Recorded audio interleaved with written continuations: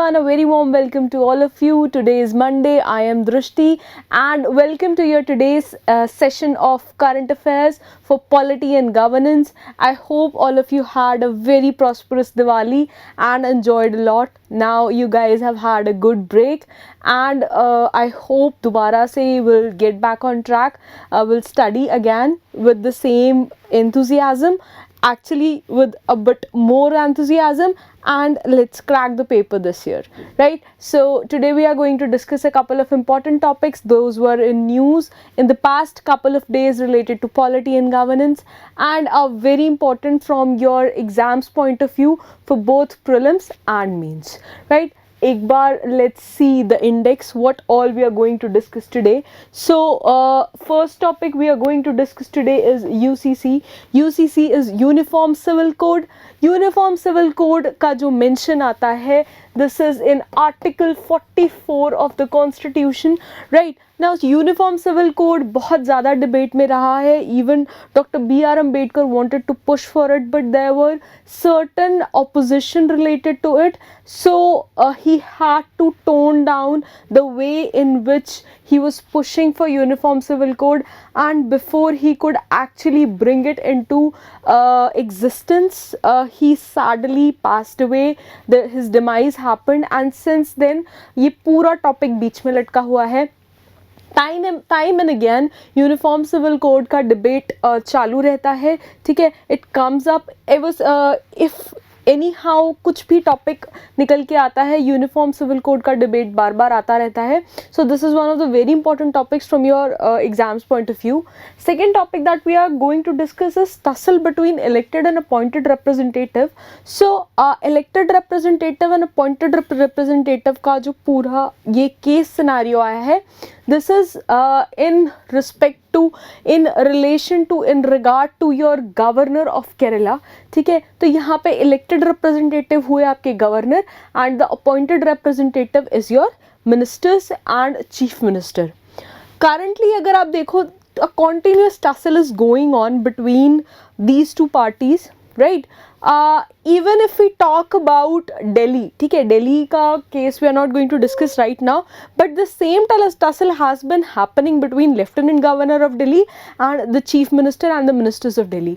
तो ये एक continuous जो office का एक overlapping है roles के, ठीक है, jurisdiction की बात आती है, वो एक continuous question में रहता है. So we are going to discuss this in detail, what the Constitution says, how this is ruled, and what are the earlier cases related to it, and what is the stand of courts in this manner.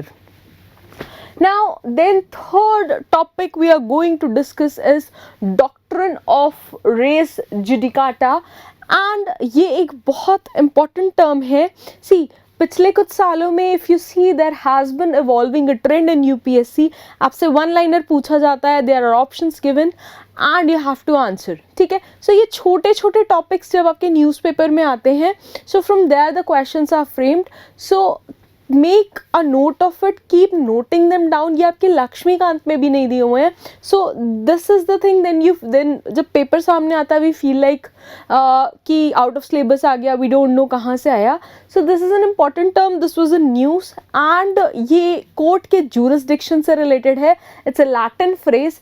क्या है discuss करेंगे आगे, ठीक है. Before we get started, सबसे पहले आपका आज का सीज द मेंस का क्वेश्चन देख लेते हैं. Seize the mains is the initiative we started for you guys. Seize the mains में हम क्या करते हैं, we give you a question daily depending upon the day and the subject that we are discussing, right. Question आपको यहाँ मिलेगा. इस question का आंसर का डिस्कशन जो है that is done in the evening, right. Also ये जो क्वेश्चन आपको दिया जा रहा है, you can write your answers based on it and post the answer on our website, from where it will be evaluated by our team of experts entirely free of cost, ठीक है. Ultimately this is going to help you in your mains answer writing, and जब आप ये continuous practice करेंगे, you will see how huge the improvement has been in your answer writing, जो पूरी practice session है वो, right. सो आज का question is related to your uniform civil code. Question क्या है देख लेते हैं.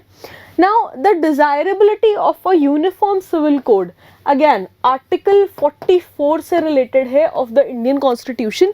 ये मैं आपको ऑलरेडी बता चुकी हूँ, ठीक है. सो इस चीज़ को ज़रूर इंकलकेट करेंगे.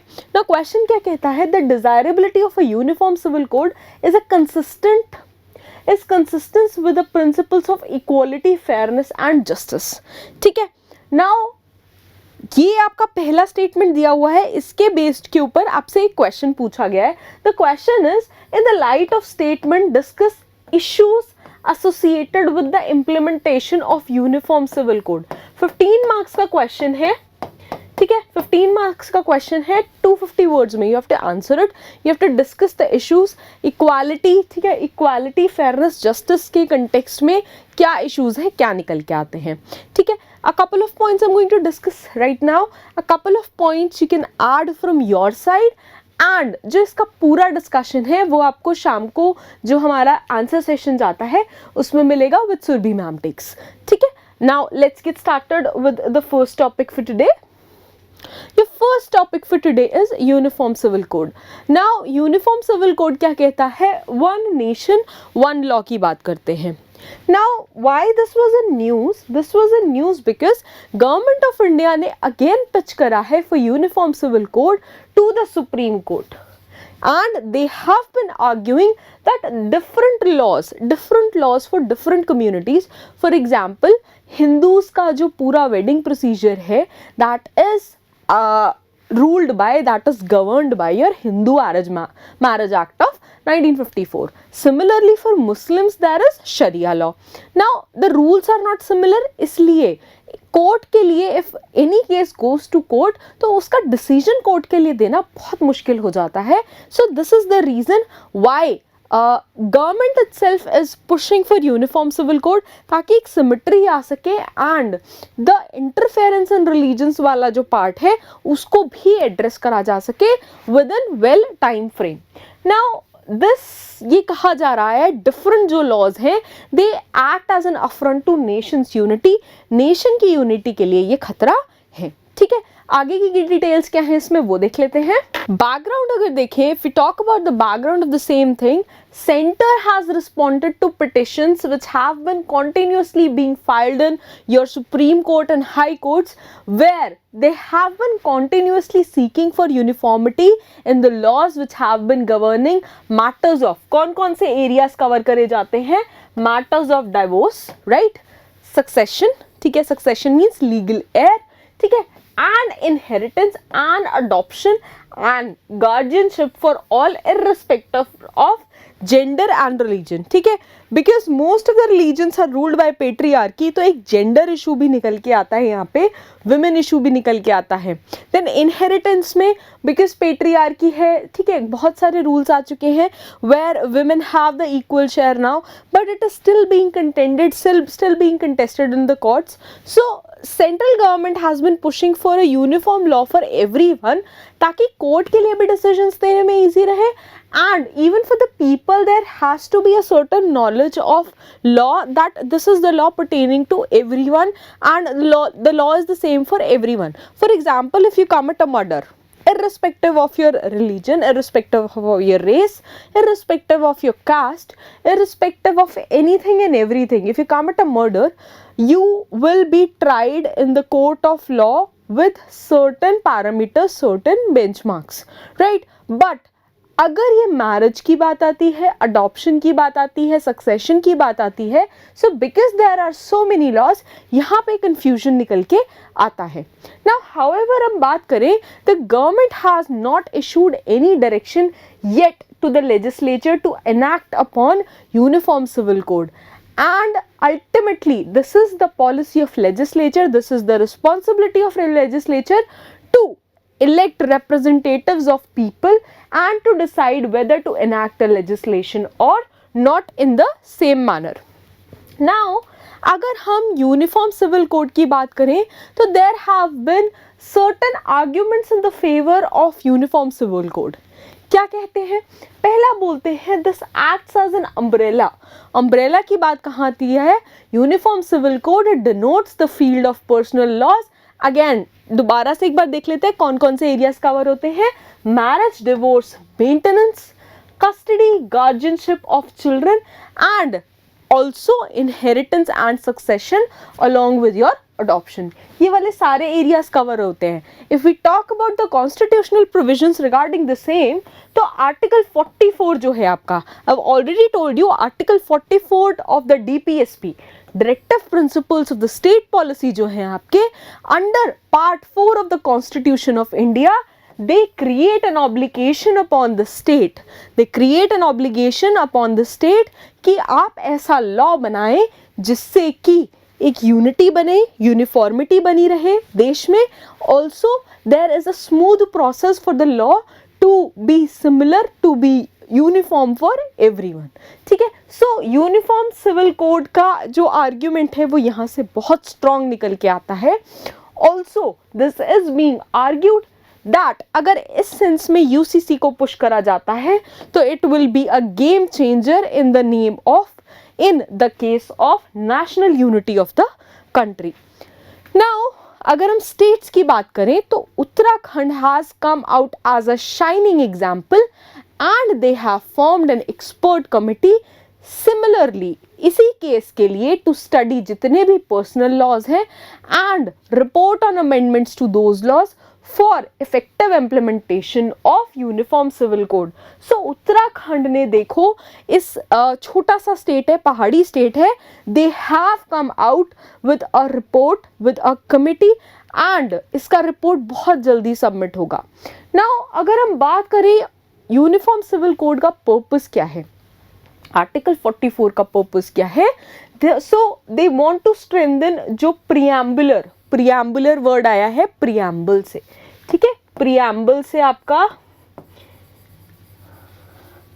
प्रियम्बुलर वर्ड आया है, preambular objectives of secular democratic republic. ठीक है. जो हमारा कॉन्स्टिट्यूशन का बेसिक नोशन है उसको निकाल के लाते हैं. They want to ensure integration of India by bringing जितनी भी कम्युनिटीज हैं on common platform and being governed by diverse personal laws. Similarly, by divesting religion from social relations and personal laws, थोड़ा सा इसको भी एक certain line में लेके आया जा रहा है. Now, positive secularism and gender justice को हम प्रमोट कर रहे हैं. ठीक है. दो तरह की अप्रोचेस होती हैं always. There is positive checks, there is negative checks. If you talk about population Malthusian, अगर आपने ग्राफ पढ़ा हो, even there we talk about positive checks and negative checks. So here it promotes positive secularism and ये help करेगा and करने में जो आपके socio religious and gender discrimination के पूरे इश्यूज हैं. ऑल्सो ये स्ट्रेंथन करेगा जो सेक्युलर फैब्रिक है ऑफ द कंट्री को. फॉर एग्जाम्पल एक मेजर जो इसमें शाइनिंग एग्जाम्पल निकल के आता है जहाँ पे इसको एक तरह से अचीवमेंट माना जा रहा है, दैट इज ऑन ट्रिपल तलाक. बहुत सारे लूप होल्स हैं ट्रिपल तलाक में. अगर वो टॉपिक आगे न्यूज़ में आएगा we are going to discuss that again, but for now ban on triple talaq is one of them. Now it will also help in eradication of unjust customs and traditions. एक unified personal law अगर आ जाए तो this will eradicate many prevalent जो evil आपके unjust customs हैं and across various communities हैं. For example इसमें भी जो shining example आता है that is your eradication of manual scavenging. जो आपका manual scavenging act आया था which was very inhumane behavior, insensitive behavior towards manual scavengers, उनके जो रिफॉर्म के लिए आया उसकी बात करी जाती है. Now also there is going to be an administrative convenience. आप इंडिया की बात देखो, if you talk about India's population, जो पूरा डेमोग्राफिक डिविडेंड है, India is soon about to pass China in the most populous country. Again Malthus का concept आपने human economic जो जोग्राफी है उसमें पढ़ा होगा, माल्थूजियन थ्योरी का. सो सिमिलरली अगर हम डेमोग्राफिक डिविडेंड की बात करें, टोटल वर्कफोर्स पॉपुलेशन की बात करें, तो if they are engaged in all these matters of jurisdiction, laws and courts, तो वो इकोनॉमी में अपना पूरा पोटेंशियल देने में काबिल नहीं रहेंगे. ठीक है. सो to make things easier there, India needs to have a certain umbrella law जिससे कि सारी चीज़ें कवर हों and there is a clarity with everyone and to everyone, including the parties, including the jurisdiction party, including the deciding authority कि करना क्या है and what the law says, what the law defines. ठीक है, so administrative convenience भी यहाँ से आ जाएगी आपकी. Now there are certain arguments जो against uniform civil code दिए जाते हैं. पहला कहा जाता है, it is a very sensitive matter. Uniform civil code is an important subject matter जहाँ पे there are inherent sensitivities involve. किस किस सेंस में? रिगार्डिंग जो आपके ट्रेडिशनल पर्सनल लॉज हैं, रिलीजियस टेनेंट्स हैं and cultural ethos and practices हैं. This is being argued that it is going to meddle with all these four parts and ultimately this will be chaotic and devastating for the secular and जो religious fabric of various religions है उनके लिए. For example, again इसमें जो एक major example निकल के आता है that is the weddings in Muslim community, Muslim religion, Islam are ruled by Sharia law and not by a marriage act. तो उनके जो rulings हैं वो भी अलग निकल के आते हैं. Now we basically need a wider deliberation and discussion over it and any effort to bring change and uniformity in personal laws which has been governing different communities should be driven by आपके constant dialogue and consensus. सबकी मर्जी से सबको include करके जितनी भी parties हैं उनको confidence में लेके this has to be pushed about. Similar case में जो आपकी 21st law commission of India है, they gave a consultation paper जिसका टाइटल था reform of family law in 2018 and they suggested the need for wider deliberation and discussion. So it is high time जो 21st law commission की report है that should be implemented, that should be worked upon right now. ठीक है.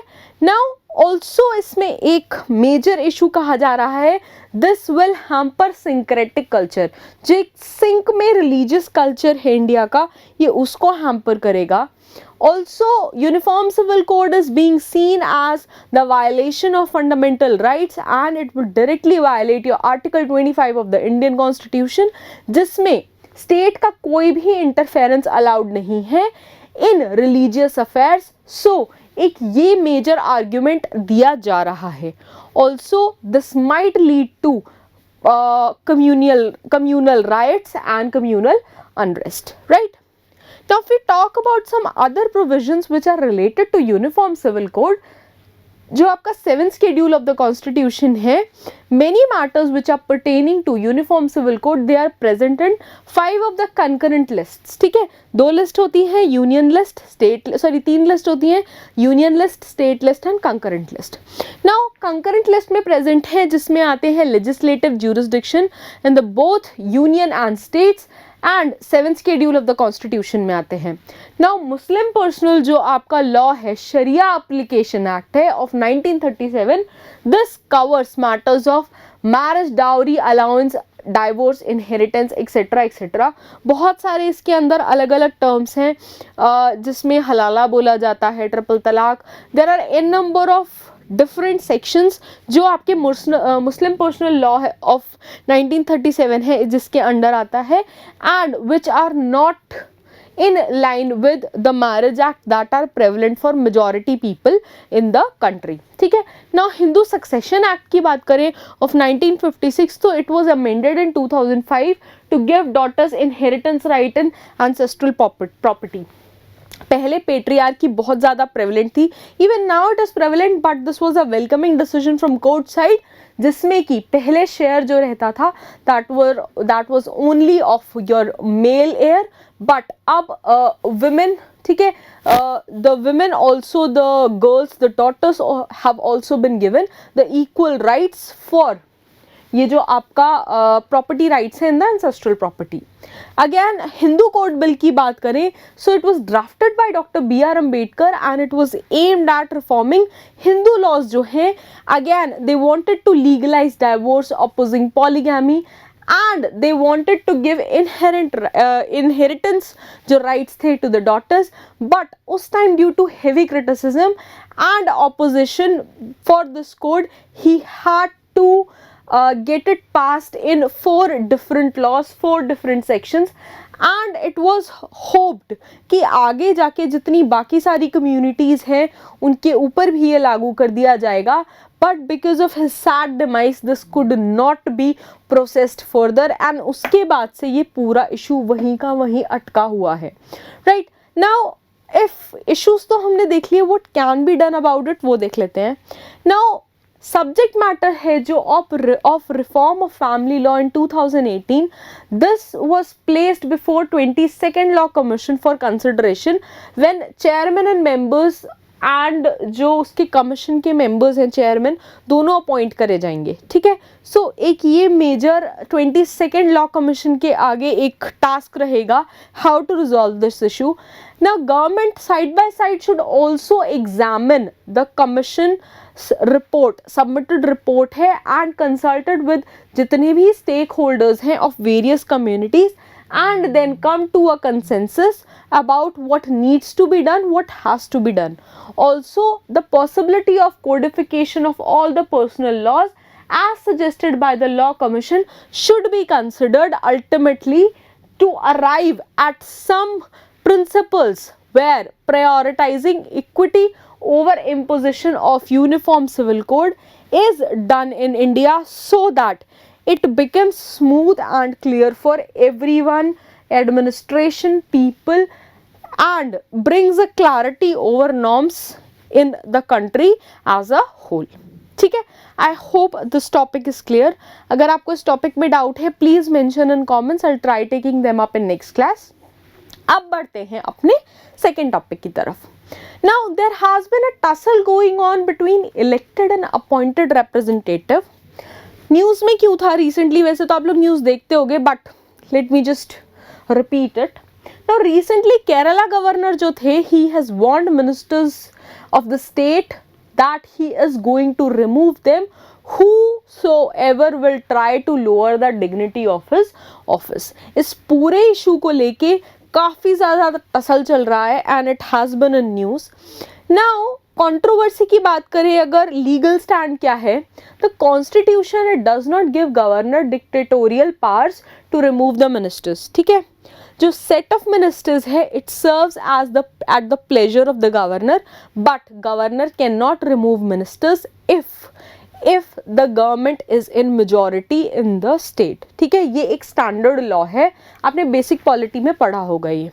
Now if you talk about past, till now there has been no occasion so far of a governor unilaterally removing the minister from the government. Major issues क्या क्या आते हैं इसमें. Governors allegedly refuse to give assent to जो आपका university law amendment bill है of 2022. Now assembly ने इसको पास करा था इस साल, बट इशू क्या था, the bill it gives an upper hand to state government in the selection of vice chancellors of universities in Kerala. Now governor ideally he should return the bill for reconsideration instead of withholding it for his approval indefinitely. But ये एक major issue निकल के आया जिसकी वजह से पूरी controversy निकल के आई है. Now we talk about the basic role of governor in the parliamentary system. So article आपके 153 टू 161 जो है they talk about the position, role, powers and conditions of office of the governor which are described in the constitution. Now position of governor है this is similar to that of president at union. ठीक है, president country का होता है, governor state का होता है. Now he is at the head of states executive power. Executive power का हेड है and barring some matters he acts on the advice of council of ministers जो हैं of the state legislature. Now what is his duty? He acts as a link between जो आपकी central government है and state government है ना. Governor जो है he is appointed by the president basically on the advice of central government, and ultimately एक smooth functioning चलती रहे between state and central government, governor उसमें एक मेजर लिंक की तरह एक्ट करता है. If we talk about the powers, governor enjoys certain powers such as giving और with holding ascent bill passed by a state legislature और determining जो time दे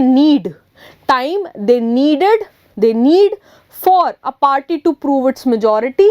ठीक है, when the party must be first called to do so, generally जो आपकी हंग assembly होती है उसके बाद. बेसिक जो रोल्स हैं, बेसिक पावर्स है गवर्नर की, हम वो डिस्कस कर रहे हैं. You must have studied them in polity. Now article 164 की बात करें, सो इट डील्स विद जो आपकी अपॉइंटमेंट है of chief minister and other ministers by the governor. Now, while इस पूरे प्रोसेस में the governor does not have to seek anyone's advice while appointing chief minister, he can only appoint chief minister only जो आपकी recommendation है of the chief minister के बाद. Supreme court ने बहुत सारे ओकेजन्स पे ये कहा है that government, if it enjoys majority in the house, they cannot be dismissed by the governor does not have that sort of authority. Also, if जो government रूल कर रही है उसके किसी भी मिनिस्टर को governor can not terminate, can not remove them from their office. Pleasure of governor जो है that is not coterminous with the majority in the house. This is something which has been clarified by the Apex Court time and again. Now there are certain cases जो past में आए हैं which are related to governor and their powers. ठीक है, prelims में भी continuously questions आते हैं. there is a certain case study आपको दी जाती है and then it is asked कि ये किससे related है. So Shamsher Singh and ANR versus state of Punjab का केस आया इन 1974 वेयर 7 जज का बेंच था of supreme court. They declared that president and governor की है that is the only custodial power. They are custodians of the executive and जो पूरी constitutional powers हैं ये उसके अकॉर्डिंग ही फंक्शन करेंगे.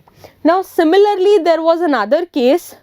दूसरा केस कौन था? Nabam Rebia and etcetera versus deputy speaker and ORS का केस आया इन उड़ीसा का केस आया इन 2016 वेयर सुप्रीम कोर्ट ने साइट करी observation of doctor BR Ambedkar and कहा गवर्नर अंडर द कॉन्स्टिट्यूशन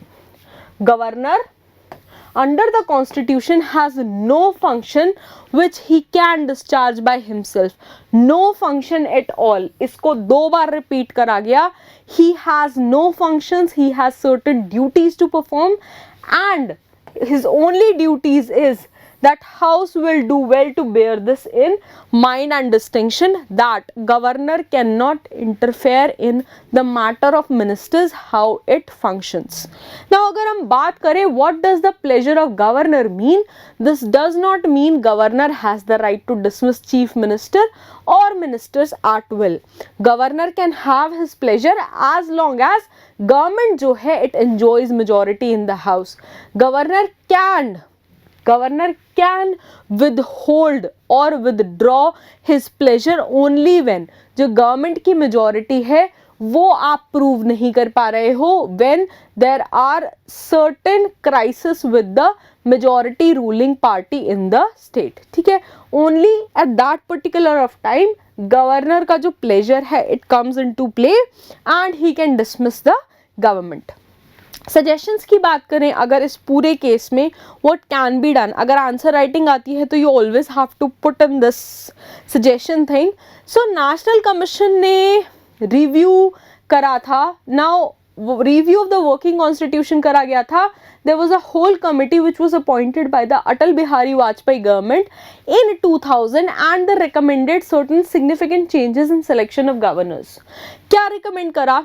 इससे रिलेटेड 2 कमीशंस आए हैं, 2 प्रोमिनेंट कमीशंस आए हैं. एक तो ये अटल बिहारी वाजपेयी गवर्नमेंट ने कंडक्ट करा था, दूसरा आया था पंछी कमीशन. नाउ दोनों डिस्कस करेंगे. नाउ जो वाजपेयी गवर्नमेंट के ड्यूरिंग कमीशन था उन्होंने क्या डिस्कस करा कि जो गवर्नर्स हैं of the state they should be appointed by the president after consultation with the chief minister of the state, ताकि फंक्शनिंग स्मूथ रहे, दोनों में ना टसल ना रहे. ठीक है, अल्टीमेटली बिकॉज द अगर टसल आता है तो उसका कॉस्ट जो पब्लिक है, पब्लिक ऑफ द स्टेट, उसको पे करना पड़ता है। पॉलिसी अगर एडमिनिस्ट्रेशन स्मूथ नहीं होगा तो public will have to bear the brunt of it. Now normally जो 5 ईयर टर्म है that should be adhered, and जो रिमूवल है या ट्रांसफर ऑफ द गवर्नर है this should be by following a similar procedure as is followed during their appointment. ठीक है, chief minister जो है एक स्टेट का, उसका एक क्रूशियल रोल आएगा उसमें। देन आई एक सरकारिया कमीशन। सरकारिया कमीशन वो setup in 1983 and they were setup to look into जो सेंटर स्टेट रिलेशंस हैं, एंड इट प्रपोज्ड जो वाइस प्रेसिडेंट ऑफ इंडिया है एंड स्पीकर ऑफ लोकसभा है, they should be consulted by prime minister in selection of governors. ठीक है, now similarly came Panchi Commission, the Justice Madan Mohan Panchi Committee. Now this was constituted again in 2007 and इन्होंने propose करा that there should be a committee comprising Prime Minister, Home Minister, Vice President and concerned Chief Minister of the state, and इन सबके consensus से, इन सबके discussion के बाद the Governor of the state should be appointed. ठीक है, again central state का जो smoothening है, जो फंक्शनिंग है वो बहुत स्मूथ रहे। दे ऑल्सो रिकमेंडेड कि डिलीट करें आप, क्या डिलीट करें, the doctrine of pleasure from the constitution, but they backed the right of governor to sanction prosecution of ministers है against the advice of state government. Also इन्होंने क्या argue करा, they argued for a provision of impeachment of the governor by the state legislature. Again impeachment का process बहुत tedious होता है, but they argued for it. So अभी बहुत ज़्यादा इसके ऊपर कुछ क्लैरिटी आई नहीं है। The whole tussle has been going on. Let's see how the issue evolves. इसमें और कोई डेवलपमेंट होगा तो we are going to discuss it again. Right? I hope this topic is clear. आगे बढ़ते हैं आपके आज के थर्ड और लास्ट टॉपिक पे। नाउ डिस्कस करते हैं doctrine of res judicata. Now recently supreme court ने बोला है कि रेस जुडिकाटा है, this is attracted not only in separate subsequent proceedings but also जो आपकी सब्सिक्वेंट स्टेजेस होती हैं ऑफ द सेम प्रोसीडिंग्स उनके ऊपर भी। ठीक है, सो एक केस चल रहा है उसके ऊपर ही ये लागू नहीं होगा, बट उसकी जो सेम स्टेजेस होती हैं इन डिफरेंट कोर्ट्स ये उसके ऊपर भी लागू होता है। आई नो अभी क्लियर नहीं हुआ होगा, थोड़ा सा और डिस्कस करते हैं डिटेल में, देन आपको क्लैरिटी आएगी ये है क्या। Now doctrine of res judicata जो है this has been derived from a Latin maxim, Latin से इसका डेरिवेशन आया है एंड इसका मीनिंग होता है the thing has been judged. क्या मतलब है इसका, इट मीन्स जो इशू है this has already been judged before the court and decided by another court between the same parties. छोटा सा एग्जाम्पल है, एक कोर्ट केस गया party A and party B के बीच में and the decision was made by high court. Now they were not satisfied by it and they took the case to supreme court. So यहाँ पे doctrine of res judicata आता है जहाँ पे the case has already been discussed between the same parties by a court and it has come forward to a different court. ठीक है, now principal जो है इट अप्लाइज पर्टिकुलरली जब एक लिटिगेंट है they attempts to file subsequent lawsuit on the same matter. ठीक है, high court से आपको जजमेंट मिल गया है, आप डिससैटिस्फाइड हो and you have filed for the same जो आपका इशू है उसके लिए टू अ हायर कोर्ट और अनदर कोर्ट एंड जो आपकी सेम पार्टीज हैं they are involved. Res judicata का जो कॉन्सेप्ट है that involves both cases of civil as well as criminal proceedings, दोनों इसमें इन्वॉल्व होते हैं। Again now in order to set up res judicata कुछ चीजें एस्टैब्लिश करनी जरूरी हैं। क्या क्या है, पहला है the decision on which res judicata is based whether domestic or foreign was in judicial relevant sense। ठीक है, उसके ऊपर एक jurisdiction आना चाहिए, जो आपका judicial relevant sense है वो होना चाहिए। Also there should be a clarity that it was in fact pronounced। Also जो आपका tribunal है it actually had jurisdiction over parties and subject matter। For example अगर कोई फॉरेन कंपनी इंडिया में ट्रेड कर रही है तो if it is trading in India it has some issue with an Indian party, तो वो केस फाइल करेगी इंडिया में, not if the company belongs to US, तो यूएस में फाइल होगा, बिकॉज इंडियन गवर्नमेंट और इंडियन के जो लॉज हैं, इंडिया के लॉज है, इंडियन पार्टी से उनका जो इशू है उसके ऊपर jurisdiction Indian government, Indian courts का आता है, ना कि यूएस कोर्ट का आएगा। ठीक है, तो ये ट्राइब्यूनल जो है जिसके पास भी केस जा रहा है उसके पास उस चीज का ज्यूरिसडिक्शन होना चाहिए। ठीक है, also there are a couple of things, ये देखना चाहिए द डिसीजन इज फाइनल। अगर आप हाई कोर्ट के केस से जो वर्डिक्ट दिया है उससे डिससैटिस्फाइड हो, अनसैटिस्फाइड हो, and you take it to supreme court, so you have to make it sure कि हाई कोर्ट ने जो डिसीजन दे दिया है that is final and binding. ठीक है, अगर वो केस अभी चल रहा है तब आप सुप्रीम कोर्ट के पास अपील नहीं कर सकते हो। अगेन उस चीज के मेरिट्स क्लियर होने चाहिए। Now there should be determined a question raised in later litigation. Also इसके साथ क्या देखा जाना चाहिए, that parties are same in their previous or earlier decision was in rem. In rem का मतलब क्या है? In rem jurisdiction का मतलब होता है कि जो फिजिकल अथॉरिटी है उसके ऊपर जो डिसाइडिंग अथॉरिटी है उसका jurisdiction है या नहीं है। ठीक है, ये वाली चीजें क्लियर होनी चाहिए। So I hope you learned about this new term. If you have any doubts you can mention them in comments, I try taking them up in next class. Till then stay tuned in, keep learning, keep watching. Thank you so much, bye bye.